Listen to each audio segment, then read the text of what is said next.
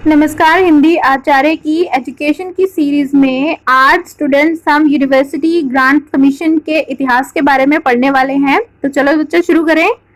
जो university grants commission है, इसका जो बैकग्राउंड ये है कि जब अंग्रेजों ने यूनिवर्सिटीज एस्टेब्लिश कर दी थी तो उसके बाद उन्होंने एक इंटर यूनिवर्सिटी बोर्ड बनाया था, जो कि बहुत ही जरूरत थी उसकी, ताकि जो उस टाइम की यूनिवर्सिटीज थी उनके बीच में आपस में कोऑर्डिनेशन, एक सामंजस्य हो सके। तो इस तरह का बोर्ड तो पहले से 1945 से चला आ रहा है, लेकिन जब हम आजाद होते हैं 1947 में, उसके बाद इंटर यूनिवर्सिटी बोर्ड ही सभी यूनिवर्सिटीज को कनेक्ट करता रहा है। और जो राधाकृष्णन कमीशन है, राधाकृष्णन कमीशन की भी जो रिपोर्ट है, उन्होंने भी ये चीज सजेस्ट की थी कि हमें एक university grants commission, university grants committee जो है, जो कि इंग्लैंड की है, उस तरह की एक ऑर्गेनाइजेशन चाहिए जो कि यूनिवर्सिटीज के बीच में एक सामंजस्य भी स्थापित करे और सभी यूनिवर्सिटीज को रिकॉग्निशन भी दे।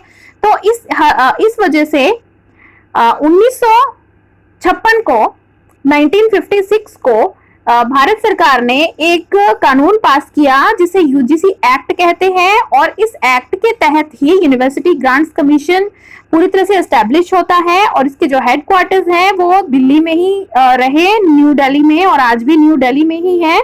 तो ये जो यूनिवर्सिटी ग्रांट्स कमीशन जो है, ये एक ऐसी इंस्टीट्यूट है, एक ऐसा ऑर्गेनाइजेशन है जो कि भारत सरकार के पार्लियामेंट में एक कानून बनाने के तहत बनाया गया है। ठीक है बच्चों, अब आगे बढ़े। एक मिनट, ये जो आपके फोटो जो आपके लगी हुई है स्क्रीन पर दिखाई दे रही है, ये लोगो है यूनिवर्सिटी ग्रांट्स कमीशन का, ज्ञान विज्ञान विमुक्त। ये भी क्वेश्चन आ सकता है आपको कि जो लोगो है इसका मतलब क्या है, कि ज्ञान और विज्ञान जो है वो व्यक्ति को मुक्ति दिलवाता है, ये इसका मीनिंग है। तो ये भी ध्यान से देख लीजिए इसका लोगो। तो बच्चों इसके हेडक्वार्टर्स न्यू दिल्ली में ही रहे हमेशा से, लेकिन 1995 में ये जो यूनिवर्सिटी ग्रांट्स कमीशन है, ये एक तरह से डिसेंट्रलाइज्ड हो जाता है, यानी कि पूरी तरह से सेंट्रलाइज्ड पहले था, दिल्ली में इसके हेडक्वार्टर्स थे, सारे काम दिल्ली से ही होते थे, लेकिन इसके अब 6 रीजनल सेंटर्स बना दिए गए हैं। ये कौन कौन से शहरों में है अच्छे से समझ लीजिए। पुणे में है, हैदराबाद में है, भोपाल में है, बेंगलुरु में है, गुवाहाटी और कोलकाता। दोबारा सुन लीजिए, पुणे में, हैदराबाद में, भोपाल में, बेंगलुरु में, गुवाहाटी और कोलकाता में। अब इसके 6 रीजनल सेंटर्स हैं। हेडक्वार्टर्स अभी भी न्यू दिल्ली में ही है, लेकिन इसके 6 रीजनल सेंटर्स हैं यूनिवर्सिटी ग्रांट्स कमीशन के। अब बात करते हैं बच्चों कि कितनी तरह की यूनिवर्सिटीज होती है जिनको रिकॉग्निशन देता है यूनिवर्सिटी ग्रांट्स कमीशन। सबसे पहले तो सेंट्रल यूनिवर्सिटीज होती हैं, इनको यूनियन यूनिवर्सिटीज भी कहते हैं। ये जो यूनिवर्सिटीज हैं बच्चों, इनको एस्टेब्लिश करना है तो यूनिवर्सिटी एक्ट, जो भी यूनिवर्सिटी अगर एस्टेब्लिश करनी है, अगर वो सेंट्रल यूनिवर्सिटी होगी, यूनियन यूनिवर्सिटी होगी, तो पार्लियामेंट में यानी कि भारत की संसद में एक एक्ट बनाया जाएगा, उसके हिसाब से फिर सेंट्रल यूनिवर्सिटी की स्थापना होगी। और ये अलग अलग राज्यों में होती है। आज के टाइम पर 49 यूनिवर्सिटीज सेंट्रल यूनिवर्सिटीज या यूनियन यूनिवर्सिटीज हैं, और इनको बनाया जाता है हमारी संसद में कानून पास करके।